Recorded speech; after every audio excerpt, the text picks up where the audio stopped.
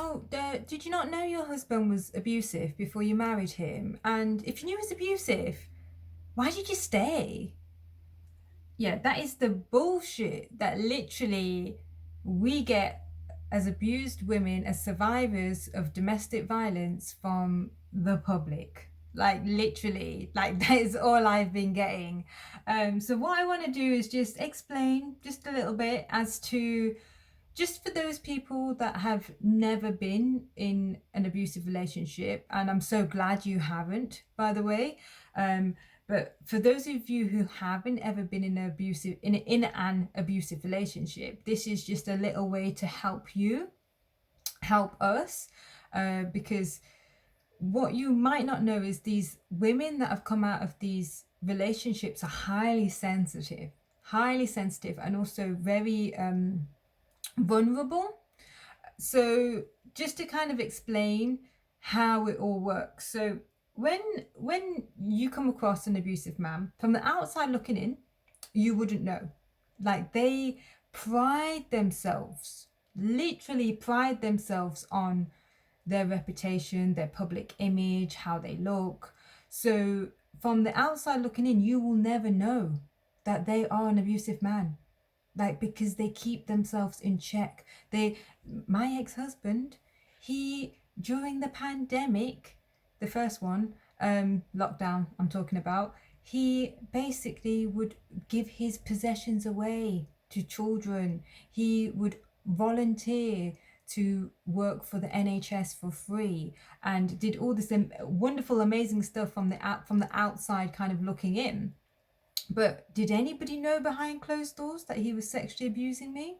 Did anybody know behind, from the outside looking in, that he was physically abusing me? Did anybody from the outside looking in know that there was a lot of coercive control? No, of course not. Because people don't see that. People from the outside only see what people choose to allow you to see. So please don't ask anybody when you see a woman that has come out of an abusive relationship. Never ask them such insensitive questions, because that can just be enough to tip them over the edge. Like literally, it can be enough to tip a woman who is borderline suicidal over the edge. So what I would say is just be very positive. Try and highlight the positives around these kinds of women, because they are very vulnerable. And although they might be feeling negative, try and lift them up by giving them positive reinforcements.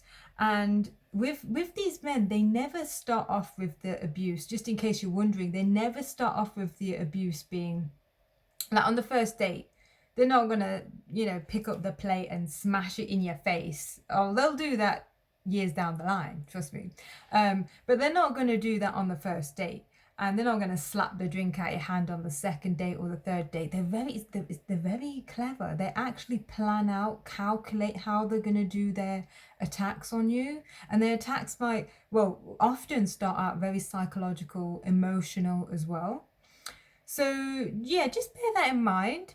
And how the abuse kind of goes about is very mental, very psychological, very emotional in the beginnings, and it's all about manipulating your thoughts. So you can say, "Oh, I think this water tastes good," and they'll be like, "Oh, no, no, no, it doesn't," and they'll just try and cloud your thoughts, cloud your judgments, till you get to the point where you don't even trust your own opinion. So they've literally brainwashed you that you aren't good enough to listen to your own opinions, and they wear you down day in, day out. Imagine if you lived with someone and every day they told you you were shit. Every day they told you you were ugly. Every day they told you you were not good at anything and everything. You were just shit at everything. Like imagine every day you had to put up with that, every single minute of every single day. Eventually you're just gonna they're gonna wear you down so you no longer even exist.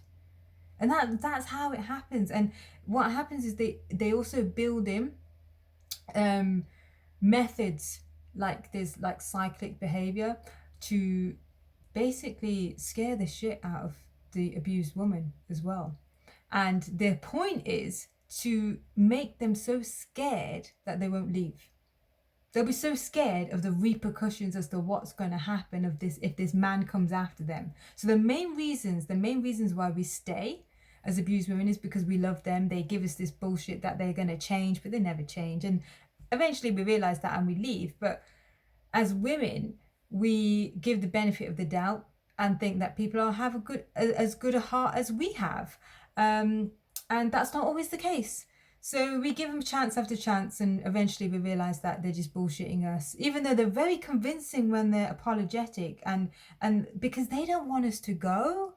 They need us as fuel, as an emotional and physical punch bag. They don't want us to go, so they're very good at apologizing. They're very good at convincing us to stay. So that's one of the reasons why we don't leave. The other reason is we might have children. I can't speak from that perspective because I don't have children, but I know in some cases it's the children, because people don't want to uproot their children. And also it's easy to escape as a lone woman. It's much harder to escape if you are a lone woman with 3 children. Some shelters actually don't allow for children, some of the women's shelters. So it limits women's options when they have 3 children in tow, because if they don't have anywhere to go, where they don't want to make their children homeless as well. And they also don't want to leave their children in the house, so that's why they end up staying. And some other reasons can be financial as well. So they're either very apologetic, it could be because of children, it could be because they're so economically abused that they have nothing. They have not even enough money to get on a bus to get to a friend's house or a family member's house, or to even get to a shelter. So it could also be economical reasons as well. And some other reasons could, obviously the fear factor comes in.